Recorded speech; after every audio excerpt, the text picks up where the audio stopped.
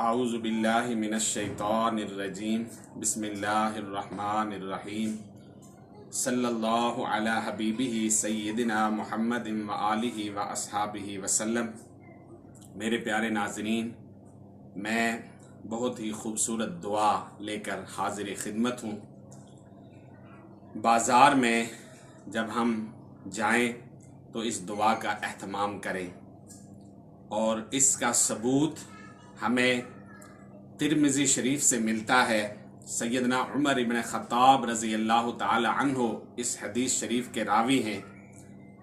حضور علیہ السلام نے ارشاد فرمایا، جو آدمی بازار میں داخل ہوتے وقت یہ دعا پڑھے، لا الہ الا اللہ وحدہ لا شریک لہ لہ الملک ولہ الحمد یحیی ویمیت وہو حی لا یموت بیدہ الخیر وہو علی کل شیء قدیر، فرمایا ان کلمات کے پڑھنے سے اس کو 10 لاکھ نیکیاں ملتی ہیں، اس کے 10 لاکھ گناہ معاف کر دیے جاتے ہیں اور 10 لاکھ درجات بلند کر دیے جاتے ہیں۔ سبحان اللہ۔ آپ دیکھیں کہ اگر ان الفاظ کو میں ایسے کہوں، حق بجانب ہوں کہ انویسٹمنٹ تھوڑی اور پرافٹ زیادہ، اگر دنیاوی اعتبار سے ہم اس معاملے کو سامنے رکھیں تو وہ ایسے ہوگا کہ ایک نمبر زیادہ ہونے کی وجہ سے بچہ جو ہے، طالب علم جو ہے، وہ ممتاز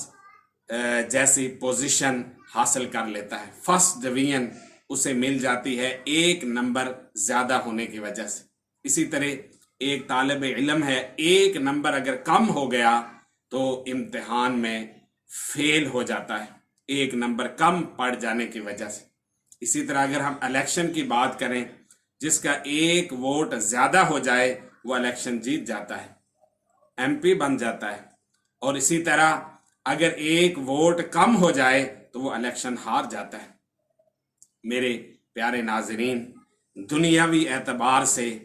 ایک کا عدد بڑا معنی رکھتا ہے۔ دوسری طرف آپ دیکھیں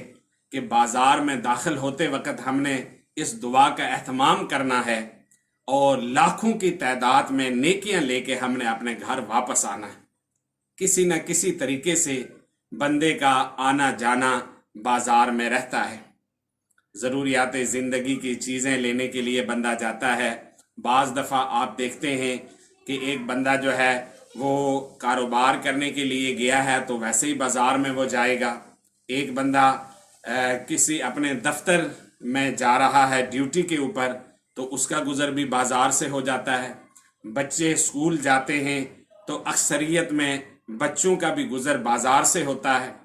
جب دفتر سے واپس لوگ آتے ہیں تو بازار سے ہو کر اکثریت کے اندر ایسا ہی ہوتا ہے،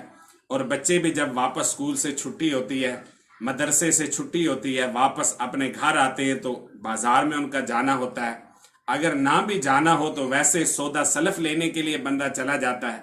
آپ دیکھیں 500 200 روپے کا سامان، 1000 روپے کا سامان بندہ لینے بازار جاتا ہے، 5000 روپے کا سامان لینے بندہ بازار جاتا ہے۔ اگر وہ اس حضور پاک صلی اللہ علیہ وسلم کے مبارک طریقے کو اپنی زندگی میں لے آئے کہ بازار داخل ہوتے وقت نہ صرف خود اس دعا کا اہتمام کرے بلکہ جو اس کے ساتھ ہیں ان کو بھی پڑھنے کے لیے کہے، اور ان کو بھی اس ثواب سے آگاہ کرے کہ اتنا ثواب ملتا ہے اس بندے کو جو بازار میں داخل ہوتے وقت اس دعا کا اہتمام کرتا ہے، تو آپ یقین جانیے کتنے لوگ جو ہے وہ اپنے نامہ اعمال کو نیکیوں سے بھر سکتے ہیں، درجات میں اضافہ کر سکتے ہیں، گناہوں کو معاف کروا سکتے ہیں، نیکیاں اپنے نامہ اعمال میں درج کروا سکتے ہیں۔ سبحان اللہ۔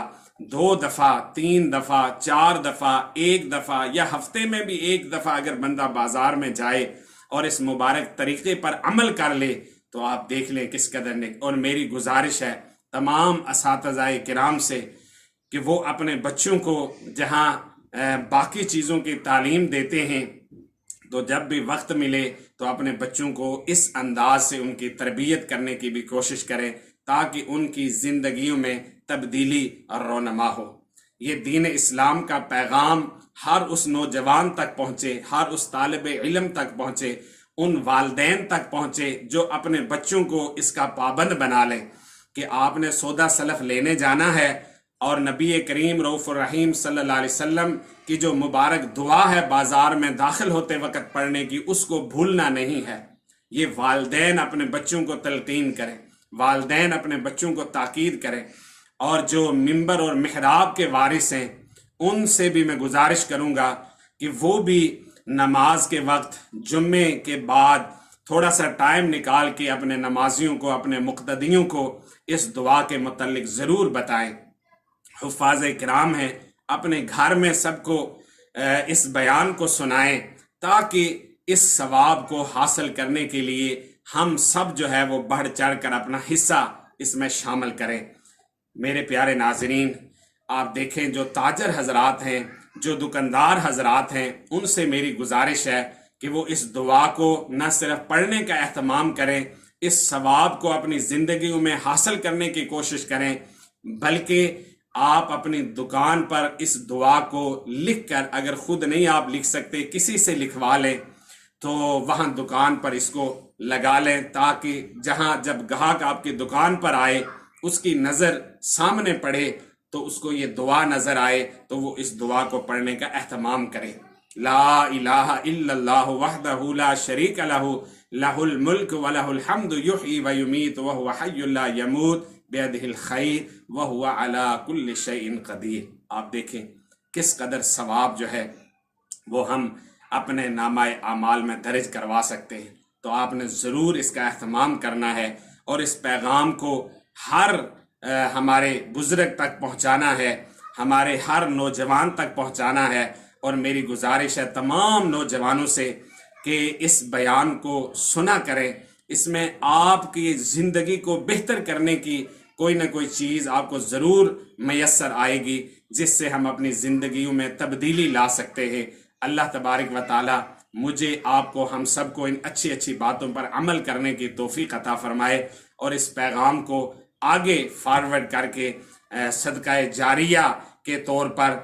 اس کا ہم سب جو ہے وہ اہتمام کریں، اور یہ نیکی اور یہ کام تبلیغ کا ہماری زندگی میں، ہمارے حصے میں اگر آ جائے تو یقیناً یہ ایسا عمل ہے کہ یہ اللہ رب العزت کی بارگاہ میں قبول ہی قبول ہے۔ اگر کوئی عمل نہ بھی کرے، جب انسان کسی کو بتاتا ہے، جب انسان کسی کو نیکی کی دعوت دیتا ہے، جب انسان کسی کو سیدھے راستے پر کی طرف بلاتا ہے، جب انسان کسی کو دین اسلام پر چلنے کے لیے کہتا ہے، تو بندہ خود جو ہے وہ اس پر عمل کرنے کی پھر کوشش کرتا ہے۔ اللہ تعالیٰ میرا، آپ کا، ہم سب کا حامی و ناصر ہو۔ فی امان اللہ و رسولہ صلی اللہ علی حبیبہ سیدنا محمد و آلہ و اصحابہ وسلم۔